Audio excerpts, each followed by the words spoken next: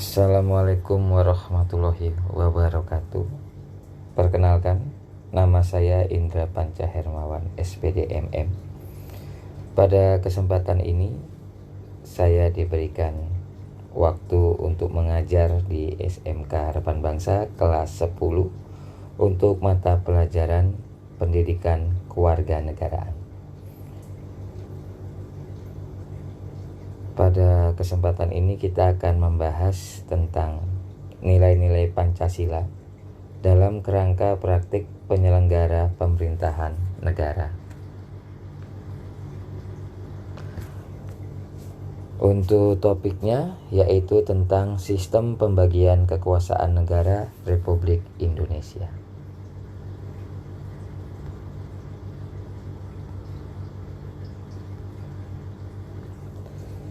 A. Sistem pembagian kekuasaan. Pemerintah merupakan salah satu unsur konstitutif atau unsur yang mutlak di dalam berdirinya sebuah negara. Unsur-unsur berdirinya sebuah negara itu ada beberapa, antara lain adanya rakyat, adanya wilayah, adanya pemerintahan yang berdaulat, dan juga adanya pengakuan dari negara lain seperti pengakuan secara de facto dan secara de jure. Tapi pada kesempatan ini kita hanya akan membahas tentang pemerintahan. Pemerintah bertugas menyelenggarakan pemerintahan negara. Dengan kata lain, mengelola kekuasaan negara untuk mencapai cita-cita negara. Itu adalah tugas utama daripada pemerintah. Kemudian, pemerintahlah yang mempunyai kewenangan mengatur seluruh rakyat dan menjaga keutuhan wilayah negara untuk mencapai kemakmuran rakyatnya. Di dalam negara kesatuan Republik Indonesia ini, pemerintahan itu terdiri atas dua tingkatan, yaitu pemerintahan pusat dan pemerintahan daerah. Pemerintahan daerah di Indonesia terdiri atas pemerintahan daerah tingkat 1 atau yang biasa disebut dengan provinsi dan dikepalai oleh seorang gubernur. Dan yang kedua adalah pemerintahan daerah tingkat 2 atau kabupaten atau kota yang biasanya dikepalai oleh seorang bupati dan seorang wali kota.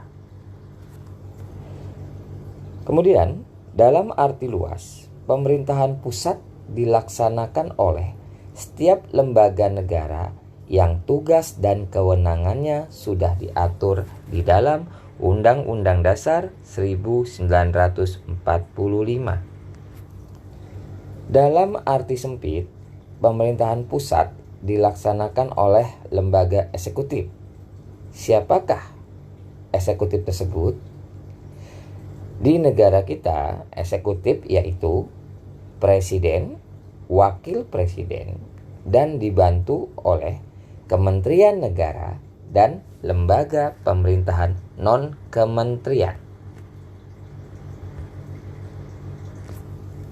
1. Macam-macam kekuasaan negara. Arti kata daripada kekuasaan dapat diartikan sebagai kemampuan seseorang untuk mempengaruhi orang lain supaya melakukan tindakan yang dikehendaki oleh pemerintah.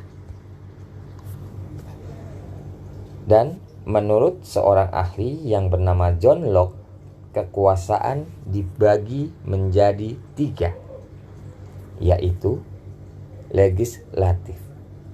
Apa kekuasaan legislatif?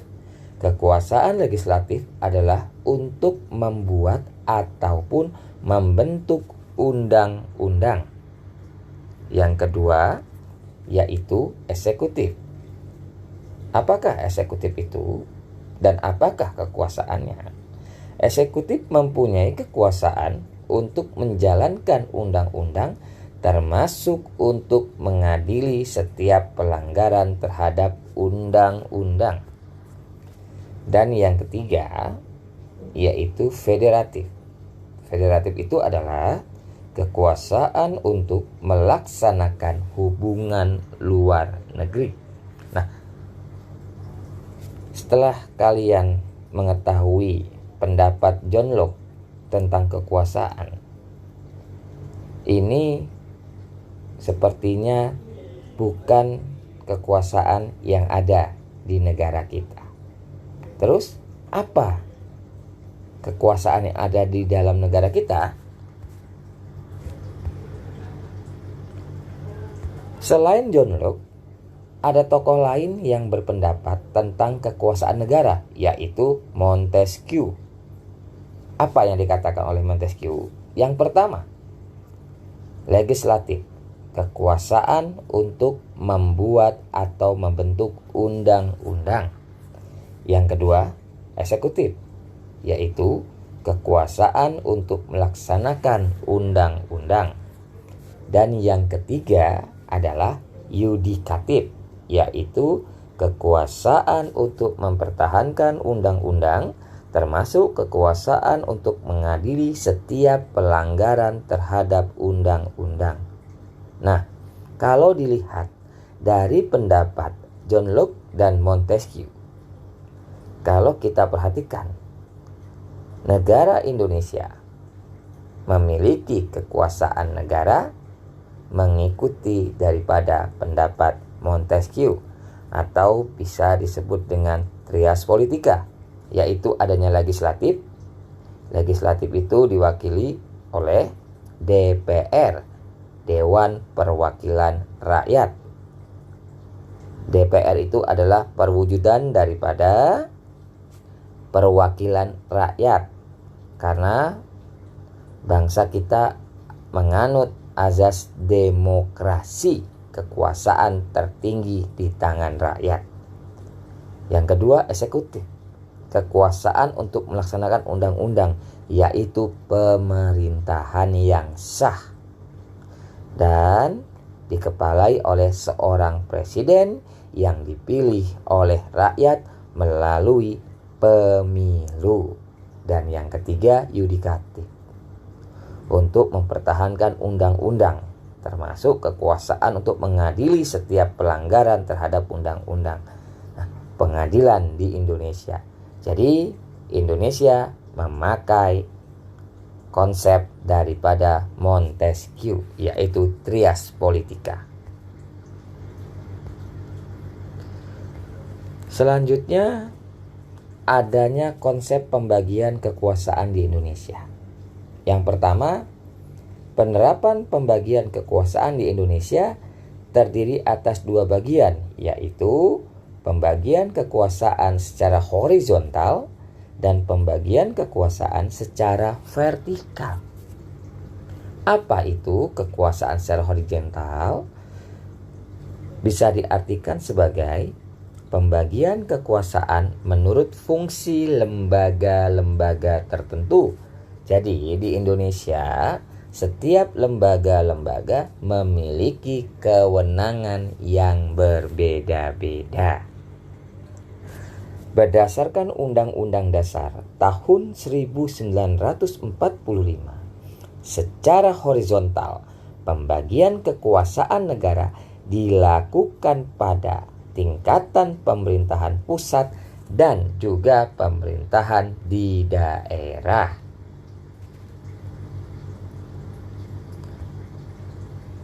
Selanjutnya ada kekuasaan konstitutif. Apa itu?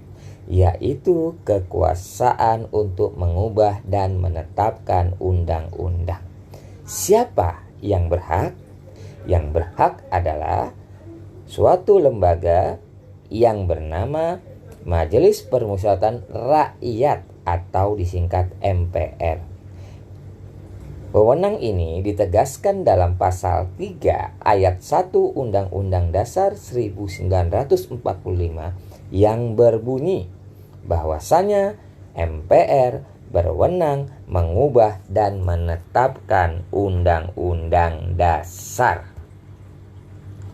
Selanjutnya ada kekuasaan eksekutif, yaitu kekuasaan untuk menjalankan undang-undang dan penyelenggaraan pemerintahan negara, yaitu oleh presiden. Jadi seorang presiden memegang amanah daripada menjalankan undang-undang yang pastinya untuk mesejahterakan kehidupan rakyat Indonesia. Selanjutnya ada kekuasaan legislatif. Kekuasaan legislatif yaitu kekuasaan untuk membentuk undang-undang. Siapa yang memegang? Yang memegang kekuasaan ini adalah perwujudan daripada kekuatan rakyat, yaitu Dewan Perwakilan Rakyat. Dan ini ditegaskan di dalam pasal 20 ayat 1 Undang-Undang Dasar tahun 1945 yang menyatakan bahwa DPR memegang kekuasaan membentuk undang-undang. Apa tujuannya untuk membentuk undang-undang? Tujuannya adalah untuk memberikan dasar-dasar hukum setiap keputusan-keputusan yang dilakukan oleh pemerintah yang pastinya untuk berpihak kepada rakyat Indonesia, bukan kepada kepentingan-kepentingan kelompok tertentu. Selanjutnya ada kekuasaan yudikatif. Kekuasaan yudikatif ini adalah kekuasaan kehakiman, yaitu kekuasaan untuk menyelenggarakan peradilan guna penegakan hukum. Bagaimanapun, suatu negara harus memiliki norma hukum yang kuat, yang tidak berpihak kepada penguasa, tetapi berpihak kepada keadilan dan kebenaran untuk melindungi segenap rakyat Indonesia.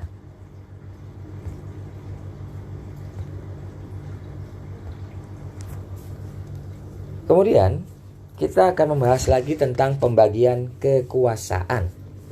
Pembagian kekuasaan secara horizontal pada tingkatan daerah berlangsung antara lembaga-lembaga daerah yang sederajat, yaitu antara pemerintah daerah dan DPRD. Karena bagaimanapun, pemerintah daerah itu termasuk eksekutif dan DPRD itu adalah legislatif.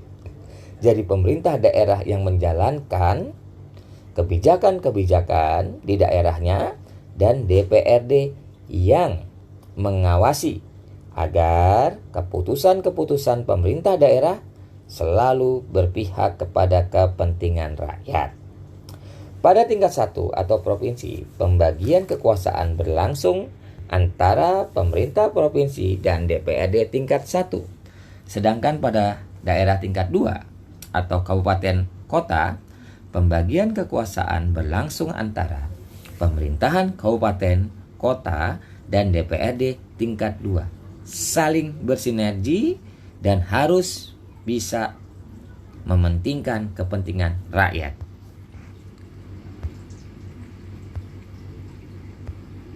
Selain itu, ada juga pembagian kekuasaan secara vertikal. Di negara Indonesia berlangsung antara pemerintahan pusat dan pemerintahan daerah. Pada pemerintahan daerah berlangsung pula pembagian kekuasaan vertikal yang ditentukan oleh pemerintah pusat.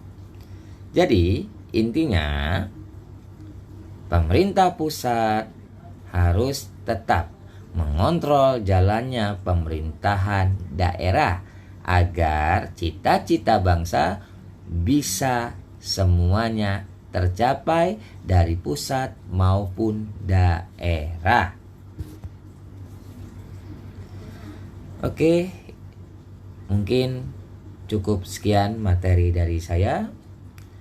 Nanti kita akan sambung lagi pada materi berikutnya. Sekali lagi terima kasih, tetap semangat. Semoga kita bisa melanjutkan materi-materi berikutnya di sekolah. Terima kasih. Assalamualaikum warahmatullahi wabarakatuh.